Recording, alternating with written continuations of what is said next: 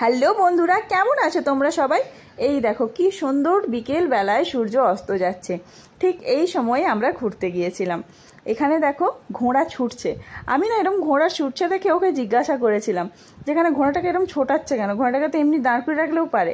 তখন ও বলছিল যে ঘোড়াকে যদি খাইয়ে দাইয়ে চুপচাপ দাঁড় করিয়ে রাখে ঘোড়া বসে বসে পুরো কুড়ে হয়ে যাবে আর কি। তো সেই কারণে ঘোড়াকে এইভাবে ছোটাচ্ছে যাতে করে ঘোড়াটা ছুটতে পারে। আর এই দেখো আমি ওখানে গিয়ে একটু স্টাইল মেরে এইভাবে ভিডিও করেছিলাম। তোমরা নিশ্চয়ই ভিডিওটা দেখেছো। ভিডিওটা কপিরাইট এসে যাওয়ার কারণে আমি ভিডিওটা আবার ডিলিট করে দিই। এখন ভাবলাম না, এখানে আর আমি কোনো মিউজিক ইউজ করব না, এমনি ভিডিওটা পোস্ট করব। তো এই জন্য এই মধ্যে এই ভিডিওর ক্লিপটা আমি আবার অ্যাড করেছিলাম।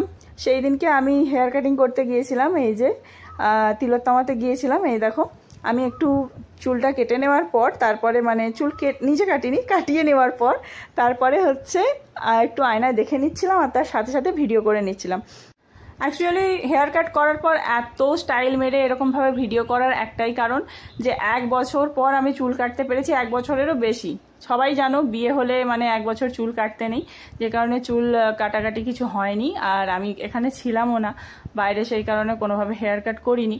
আর এখানে বাড়িতে আসার পরেই আমি তিলোত্তমাতে গিয়েছিলাম আর হেয়ার কাট করিয়েছিলাম। আর কেমন লাগছে অবশ্যই কমেন্ট করে জানাবে।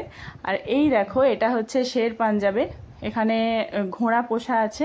এই ঘোড়াগুলোকে বেশ সুন্দর করে ছোটানো হচ্ছিল আর এর পিঠে চড়ে না একটা বাচ্চা ঘুরছিল, আমি সেটাও দেখেছি। আর এখানে না ছোট ছোট কিছু গাড়ি রয়েছে, তাতে করেও অনেক বাচ্চারা বা বড়রা ঘুরছে, মানে রাইড করছে। তো আমরা সেটা কিছুতেই উঠিনি, কারণ আমরা জাস্ট একটু ঘুরবো বলে গিয়েছিলাম। আর এখানে একটা শিব মন্দির হয়েছে, অ্যাকচুয়ালি আমরা মন্দিরটা দেখতে আরও বেশি করে গিয়েছিলাম। এখানে নাকি যেদিন মন্দিরটা উদ্বোধন হয় মানে গোটা কোলাঘাটবাসী থেকে শুরু করে আশেপাশে সবার এখানে খাওয়ার ব্যবস্থা করা হয়েছিল, অনেক লোক এসেছিল। তো সেই মন্দিরটাই আমরা দেখতে গিয়েছিলাম। চলো তোমাদেরকেও নিয়ে যাই, ওই মন্দিরটা দেখাবো। মন্দিরটার ভেতরটা এত সুন্দর, তোমরা দেখলে বুঝতে পারবে। তবে আমি ভেতরে গিয়ে বেশি ভিডিও করতে পারিনি। এই এরিয়া পর্যন্ত আমাকে ভিডিও করার জন্য অ্যালাউ করেছিল, এর পরে থেকে আমি ভিডিও সেরকম করতে পারিনি। আমার ক্যামেরাটা অন ছিল, যতটুকু যা ভিডিও হয়েছে আর কি।